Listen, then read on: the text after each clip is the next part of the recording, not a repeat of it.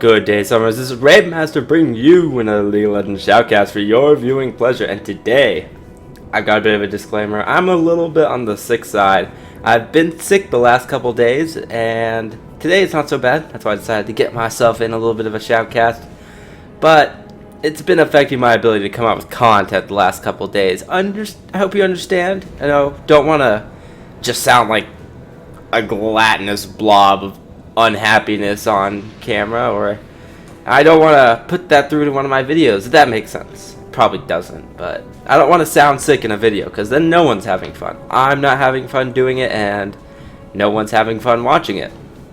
But either way, we're now into a game and into a Shoutcast, and let's go over the champion picks for both sides.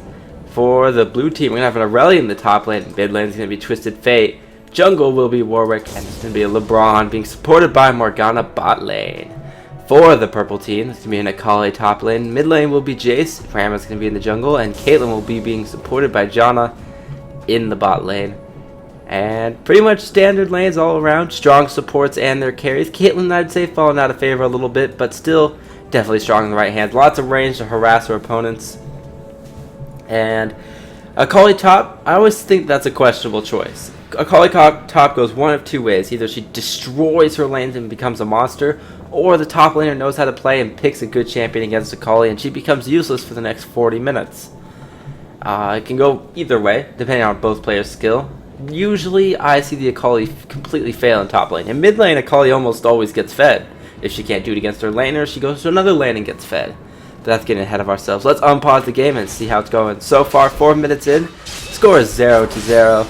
And we're just going to see the farm fest begin. Aurelia right now, not the greatest against Akali. She can kind of... Hold on. Wrong button there. What was I looking for? This one. She can farm the lane well enough against Akali. She's got a little bit of regen in her hit and strike, and she did indeed start Flask. But she doesn't really have any great way to deal with Akali in the early game, which is when Akali is at her weakest. What you really want is someone with a lot of damage pre-6. Preferably it either being AoE damage or it being instantly targeted damage. The likes of which would be, let's say, a Swain top lane who's got that instantly targeted damage with that AoE crowd control. And then we got Rumble with the big AoE damage and just a lot of it to boot. When I say instantly, I meant like it instantly casts on them, not that the damage is done instantly, because both those champions are damage over time champions. But like big lane boys like that completely destroy Akali. It's not uncommon to see an Akali who doesn't know how to play the lane go 0-3, 0-4 against either of those champions and lose her tower incredibly fast, especially with jungle pressure. Because pre-6 Akali just can't really do anything. She's got a little bit of damage, but that's about it. That's enough about that matchup. Let's take a look at the rest of the map. We got Twisted Fate in the mid lane against Jace. Jace, one of my favorite champions. I must say I'm a little bit biased whenever I see him in a game. Always rooting for his team. Just because he's such a cool champion. I think his kit's one of the most well designed in the game. We do see a lot of Korean teams pick up Jace. Almost unheard of to see a Jace on the NA scene, at least in pro games. But Koreans, they sure love their Jace, and that's for damn sure.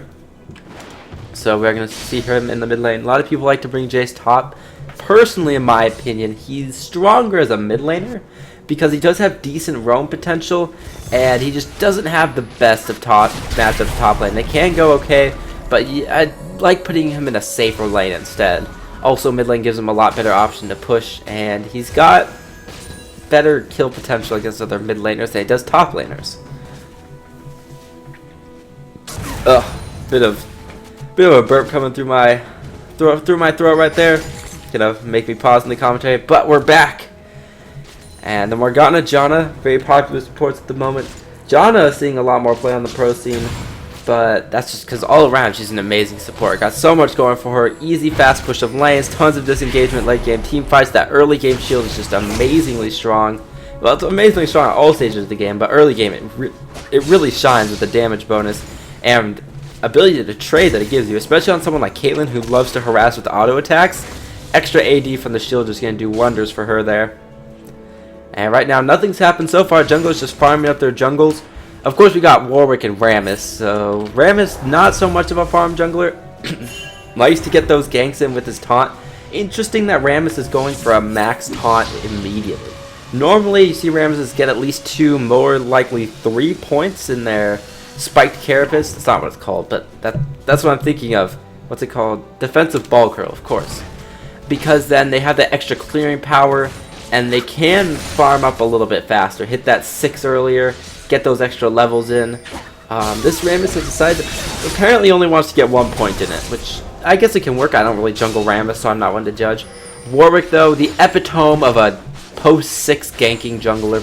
Pretty much, he embodies the idea of a jungler who only ganks after 6, because he's got nothing that makes him a good ganker before that. And looks like we're going to have Twisted Fate roaming up to the top lane for Akali.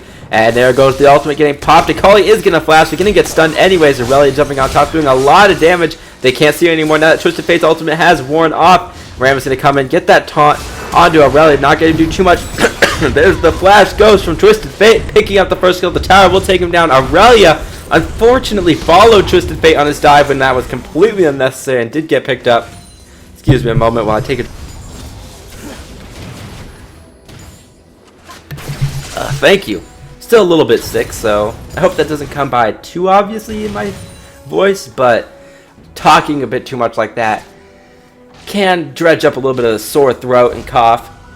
However, that dive would have gone a lot better had Twisted Fate been the only one to die. If Aurelia hadn't followed Twisted Fate after his Ghost Flash, it would have been 1 for 1. Aurelia still would have been alive to farm, able to push the tower. Twisted Fate would have gotten the top laner in exchange for giving Rammus a kill, which is perfectly fine in my opinion. Rammus, if he gets fed, he's going to be incredibly annoying to take down, but he's not going to carry by any stretch of the imagination, at least not in the traditional sense. So that 1 for 1 would have been fine, but 2 for 1 and where no one's able to farm the top or mid lane for a while, not really worth it in my opinion. But I guess Twisted Fate felt like he needed to get something because he popped his ult. And looks like Warwick coming in to do the gank things, but he will get counter flashed by the Warwick. There's the stun. Look at all that lockdown they have to deal with. And he is going to go down. Just depends to who. And Twisted Fate going to be picking that one up. Here comes the Rammus with the taunt. Is going to get stunned up after that. Can they kill the Rammus? Most likely, Twisted Fate is just going to keep right-clicking him. Looks like they're going to turn around. That red buff plus auto attack doing quite a bit of damage. Lucian going to get sniped by the Caitlyn. Morgana not moving in to stop it. Unfortunately for her, Snare does not interrupt abilities. Just movement speed. Just movement. And that unfortunately is going to mean the death of her AD carry, giving the Janna and Caitlyn the advantage in that lane. Like Aurelia falling pretty far behind in farm right now. Gonna start having some troubles with this Akali, because Akali at level 6 has a lot of damage and a lot of range at her disposal. A very threatening champion, especially if you're just not playing well. Akali demands good play out of a player. Not necessarily the player playing Akali, but everyone playing against the Akali. You have to play well to beat it. And here comes the Akali power. But Aurelia well able to trade with her own ultimate. And it's going to be the Aurelia ultimate down. Looks like Jace going to find a Warwick. And they are going to be able to blow him up right quick. It's going to be a kill for them. And most likely a dragon as well. The rest of the blue team has gathered around here. Kind of want to contest this a little bit. Ram is falling very low. Janna going to do a nice job of the aggro swap. And now here comes the Aurelia teleporting down. She's going to try to take this opportunity to jump in, but she's way off on the other side of the fight. Morgana only going to get one person her ultimate. Aurelia going to go down immediately. Jace falling to the Morgana, and now it's a bit of a Scrabble E-team fight. Ram is going to flash forward and pick up the support, and now the rest of the members of blue team must retreat. Twisted Fate has no mana. The flash will be burned from Lucian, and Ram is going to turn around on that one. I don't believe they can pick up the dragon anymore. So Aurelia teleporting in did make it a 2-for-1 trade, but at least red team did not get the dragon, and that's really what's important here for them. And with that, we are going to have the red team retreat back to their lanes. Warwick now knows the dragon is back up. He's going to be taking out this pink ward that they did see during the fight. And Akali just putting a ton of pressure on top lane. Not the fastest tower pusher by any stretch of the imagination, but now she has built up a considerable gap in CS. It looks like Warwick's going to be ganking mid lane again. They are going to pick up the Caitlyn, and that's going to be a big loss for the red team. Morgana going to get taunted. She will not be able to drop her Black Shield. Looks like Akali is coming down for some mad play. She's going to start ulting the Warwick, doing the damages. Just faking and get a stun underneath the tower. And Akali's going to take a ton of damage, but a 2-for-1 again in favor of red team as they just build advantage after advantage with these fights. This time the 2 kills going to Jace. It's a 4-2. Jace has completed his man immune. Would expect him to maybe pick up a Brutalizer next. After this, his team's going to pick up the Dragon while he decides to go mid lane to pressure this tower. I can't really hit those highs and lows today. My throat's still a little bit on the up and up, or I guess that's not the right phrase. On the fritz. There we go. That one, I like that one. We'll stick with it. Macaulay's not one of those fun champions to deal with ever. I feel like no one ever thinks they get outplayed by Macaulay. Actually, before I go into this, we do see Rams with home guard speeding incredibly fast to this top lane. But Aurelia, she's going to get the tower, but at what cost? At what cost, my dear girl? She is going to get gangbanged, and Aurelia, actually no, Jay's going to pick this one up. Bro, wrong button there. I feel like Akali is one of those champions who never outplays you. She just uses consistent bullshit to beat you with. I feel like that's a lot of people's opinions on Akali. Targeted gap close like 3 times. Should making it come down with the ulti and gonna do a lot of damage to this Caitlyn. She will end up falling to the Lucian. No! Lucian actually gonna get picked up by the Akali, but she will end up falling to the Twisted Fate. Big mistake from Twisted Fate. I mean, probably should have just taken the kill they knew they were going to get. Probably not going to pick up the Janna. I mean, she's the kite master, and Twisted Fate had only a flash to help him pick up that kill, so probably should have just helped Lucian pick up the Caitlyn. But hindsight's always 20/20. If Lucian had picked up the kill on Caitlyn by himself, and then Twisted Fate had gone on to kill Janna, that would have been the right decision. But alas, did not happen. So therefore, Twisted Fate does feel the sads, no doubt, as he did let his AD carry die. A moment of silence for the AD carry. Moment is over. We're going to see blue team try to salvage their mid lane. They have lost 3 turrets for only the one that Aurelia has picked up top lane. Akali has finished her Gunblade already, looking perhaps to build a Seekers into Zhonya's next, or could go straight into Lichbane, or maybe even a Trinity Force. I mean, both are definitely possibilities there. Morgana going to take out that ward there. Rammus finishes Ancient Golem, plus sitting on that Giant's belt as well. Warwick not even having finished the Wriggle's Lantern yet. I see a lot of people go Madstone on Warwick. I honestly don't like the Madstone build on anyone else but Udyr, in which case I really like it. But I really just don't see the point of building it on that many other champions, because they don't have the kind of... The reason you really want to get on Udyr is because he has insane clearing speed and insane mana cost. So it's very good on him. But looks like we're now Warwick ulting the Akali immediately in her shroud. She is going to take a ton of damage. The pink ward was dropped. That's how they can see her. But unfortunately, Akali is using her pragmatic bullshit to fight this one, and she is going to get 1 kill. That's what I like to call Akali. It's always like that with Akali. She's never outplaying you. She's just completely ridiculous as a champion. And why did Ride allow this thing to exist? Twisted Fate going to take a ton of upfront bursts. They get ignited as well. He is not going to get dropped quite yet. Warwick picking up the kill on Jace. And now Lucian wants blood. Twisted Fate still going to live through that ignite. Good for him, as Jace does end up going down. And they did get the kill on Akali earlier. So that is going to be a 2 for 0, unless... They did pick up the Aurelia. Yes, the Aurelia had died. I believe it was the Aurelia. Maybe not, but we don't know. And looks like Ram is going to come up here for a kill, doing a lot of damage to this Libra, and he's just going to be melting underneath the Rammus damage. Red buff, in addition to the fact that he is a 4-0-5 Rammus, going to be doing a lot of work right there. Janna does, in fact, have a Magi, a popular item on Janna due to the fact that she's a very survivable champion. So why not pick up a snowball item? Because you're going to be getting a lot of assists. You're not really going to be focused in team fights. And you can keep yourself alive with your own skill set. So definitely a strong option. You see a lot of supports get those snowball items because why not? If you get ahead, it's really good. And if you don't, you're a support. So you still got your utility to work off of. Don't really need that gold that much anyways. It's not important. Gold's just an afterthought as a support. Why not spend it on afterthought items like a Magi's? Right now, the red team looking very much in the lead. 5k gold advantage. They did pick up the dragon. They've got more towers, and they've got the kill lead. All in all, it's very good in their favor. Aurelia, 0-4 at the moment. Not very happy about that, no doubt. Twisted Fate, the only one with a positive KD on his team. 4-1-2, representing the Twisted Fates all around the world with his score.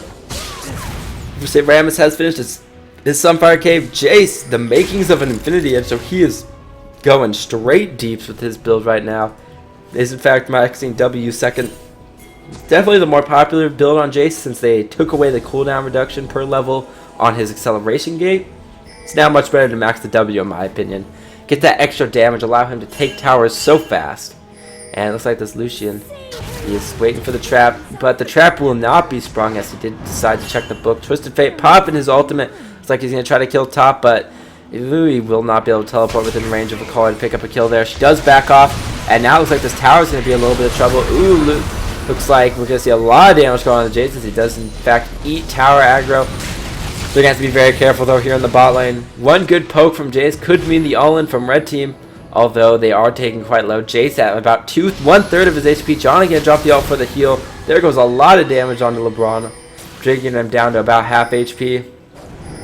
And it looks like Warwick is here for fighting, and he does in fact pop the flash and the ult onto the Caitlyn, but he will get destroyed by the Jace, and now the Jace is going to flash forward, try to finish off this Lucian, and he will end up getting the double kill.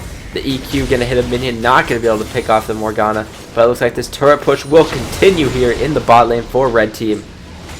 Aurelia also did get picked up in for the blue team. I believe solo killed by a Akali, not quite certain. And it looks like Rammus did in fact pick up the Twisted Fate. The teleport coming into the tower, but not going to get finished by Aurelia, as one tower does go down. Top lane turret still here, but Akali's looking to make short work of that. Morgana doing her best, dodging out those skill shots, does not get the shield down fast enough, and gets taken out by a fluffy auto attack from Janna. Red team just asserting their dominance, continually pushing. They've got a decent comp for what they're sending around. A lot of really fast and mobile champions. We got Jace, Rammus, Janna making everyone else faster, and Akali. Just a lot of mobility on the red team, making them very good at catching up to people and escaping kills. Smite is going to be able to pick that one up. But now it's Aurelia against the world. Warwick is here. Nice flash over the red boof. Going to keep her alive for now. But Akali coming in with her pragmatic bullshit.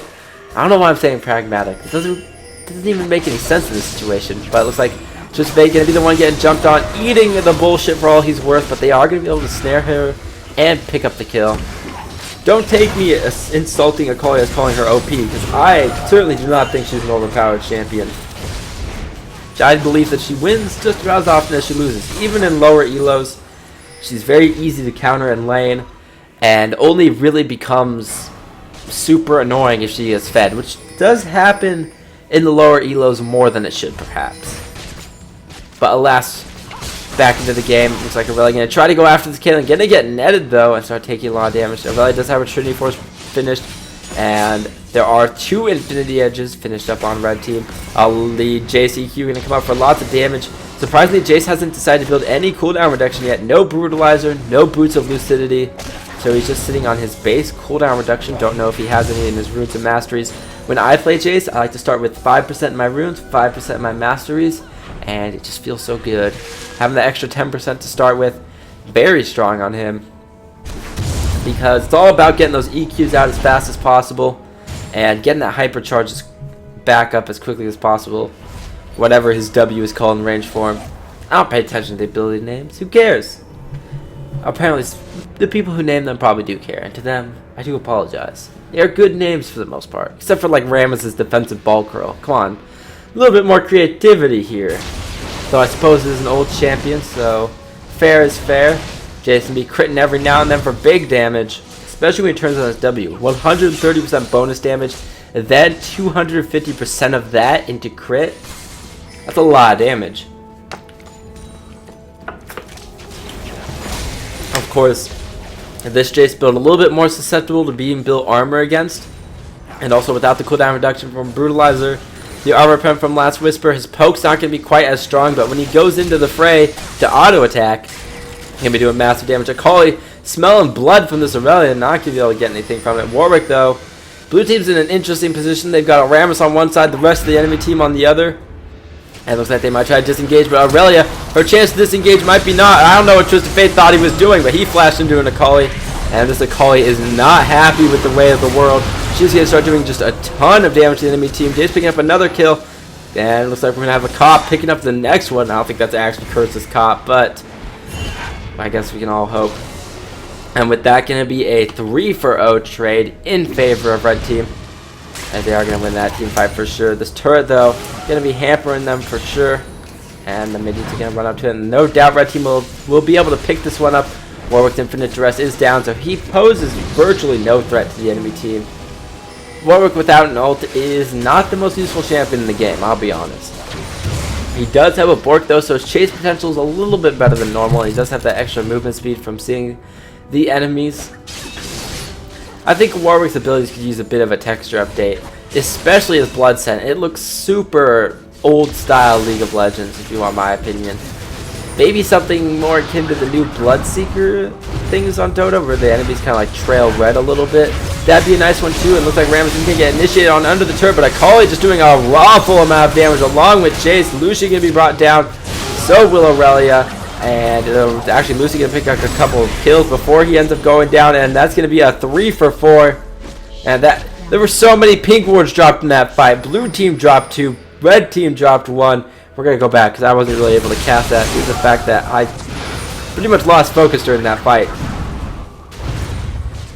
It looks like we're going to have red team going under this. The more Rammus going to eat a snare. They're going to jump everything onto him. Akali's going to jump in, and so is Jace, just bursting down 2 members of red team. But then blue team's also going to eat a bunch of damage from Twisted Fate and the Warwick. He's going to go in, pop his ult on the Jace, finish her off.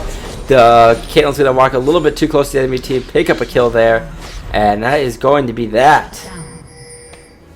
As Warwick is able to pick up a couple kills for his team, make it a 3 for 4. The red team did get the tower, so that is a plus for them for sure. And my nail's coming off. Oh no! It's okay, just a little bit of it. Just a tad bit of the nail. So we are going to see the rest of the blue team, at least Warwick and Morgana, continue trying to get what they can.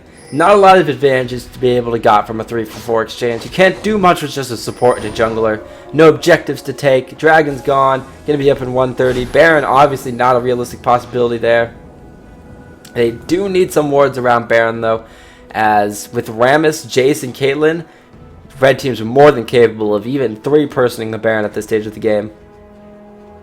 Maybe if Rammus tanks, they could even 2-person with, like, Jace. Infinity had just a couple crits getting that Mur. He does not have Mur mana yet, but that mana immune damage should be enough. Has decided to pick up a Hex Drinker against the Warwick and the Morgana damage, along with, of course, the Twisted Fate stuns coming out with the wild cards. An interesting choice. I would rather go for a Brutalizer at this point, because, I mean, the extra cooldown reduction is big. The extra armor pen's going to be real nice as well. I just think if you're building defensive items on Jace that aren't a 6th item GA, you're doing it wrong. Although not necessarily. I built Frozen Heart on Jace once. That was kind of fun. Lots of cooldown reduction for sure. Ram is going to come in and make everyone want to retreat because he's the scurry. He's actually going to get snared, take quite a bit of damage. By quite a bit, I mean almost none, as blue team completely unable to penetrate his hardened shell. And he's just going to roll on out of there. They see him rolling. They most certainly hate him because he is real scary right now. Just, it's going to be real hard for them to kill the Rams. He's going to be in their team doing AoE damage and just generally being annoying. Twisted Fate popping his ultimate for vision on the Baron. They are going to see them start the Baron, and this Baron's going to go down mighty fast. Blue team coming in to respond, and it's like Aurelia's going to be met with a Rammus walking into an underwater bush, going to get nuked down almost immediately. The calling being absorbed by the Armadillo, going to be doing next to no damage, and red team's going to be like, hey, we got ourselves a top laner. Let's get back on that Dragon or Baron and pick it up real fast. They're going to start critting it, and blue team's going to be a little bit more wary of going down there now. Might just give out this Baron for the greater good, saying we definitely can't stop them from grabbing this, so let's just huddle in our jungle and maybe pick up a blue buff. And looks like Morgana might be in a bad spot. Here comes the Rams. Now flash forward, taunt the Morgana. He had a chance to actually grab the Lucian there, did not. Cause going to do her usual bullshit and pick up a kill. Whereas the Jace picking himself up a double kill. This is what happens when you let Akali get ahead. And of course the rest of red team also in a great position. Jace 11-4. Akali's not even that far ahead. 3-4. Just doing her base damages are just so good at this stage of the game.